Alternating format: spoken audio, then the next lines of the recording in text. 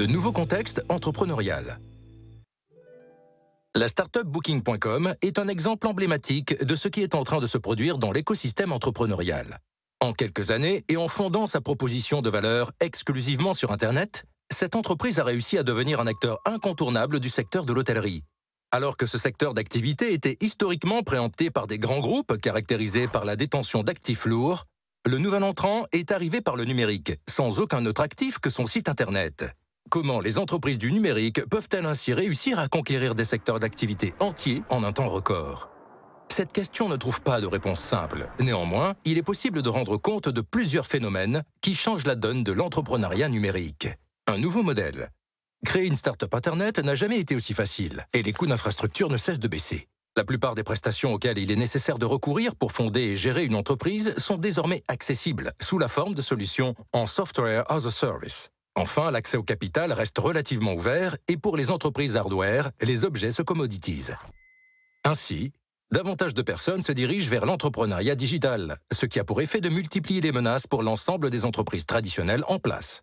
Aujourd'hui, la SNCF doit par exemple faire face à un nombre croissant de startups dont la proposition de valeur est de transporter des personnes en besoin de mobilité. Plus d'une centaine de startups existent aujourd'hui sur les segments du covoiturage, des véhicules de tourisme avec chauffeur, de la location de voitures entre particuliers ou encore du transport collectif des personnes. Chacune d'entre elles, au premier rang desquelles Blablacar, représente une menace pour la SNCF.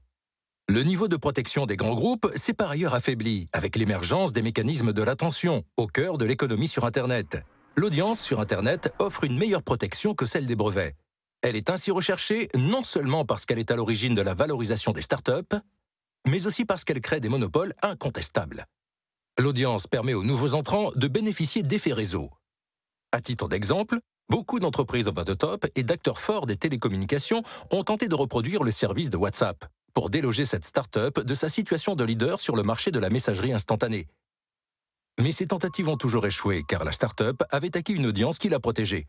La seule manière d'acquérir son audience n'a pas été de créer un service concurrent, mais de la racheter. 22 milliards par Facebook dans le cas d'espèce. Une figure plus radicale. La conquête des start-up s'accompagne par ailleurs d'une forme prononcée de radicalité.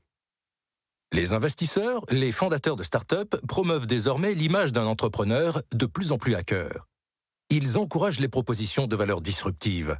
La mission qu'ils s'attribuent est de changer le monde. Ils n'envisagent plus les barrières à l'entrée existantes comme des obstacles, mais comme des opportunités. Cette transformation radicale est même terminologique. Le terme marketing a été remplacé par celui de growth hacking. N'oublions pas que la devise des développeurs de Facebook a longtemps été « Move fast and break things ». Par ailleurs, nous pouvons remarquer que le protocole Bitcoin et Uber fait l'objet d'investissements massifs de la part d'investisseurs influents dans la Silicon Valley, ce qui traduit une aversion faible pour les projets risqués. Le client au centre. Le nouveau contexte entrepreneurial remet le client au centre du jeu. Pour le comprendre, revenons sur l'exemple de Booking.com. La start-up s'est adressée initialement aux hôtels en leur proposant de prendre une place sur sa plateforme, de manière à augmenter leur taux de remplissage. Dans un monde où les clients téléphonaient encore aux hôtels pour savoir s'il leur restait des chambres, la proposition de Booking ne paraissait pas menaçante. Mais avec l'évolution des usages en ligne, rapidement plus personne n'a continué à téléphoner aux hôtels.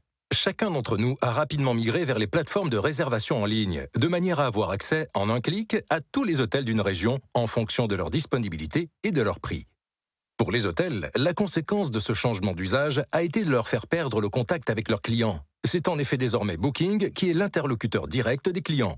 Et en ayant l'accès aux clients, Booking peut asservir toute la chaîne de valeur en amont.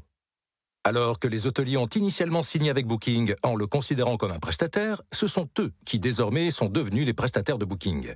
Cette leçon vaut sur tous les marchés. Toutes les startups qui réussiront à obtenir le lien avec le client seront potentiellement en position dominante et en capacité de dicter leurs conditions à l'ensemble des acteurs de la chaîne de valeur. Le tout pour un gain tangible pour le client.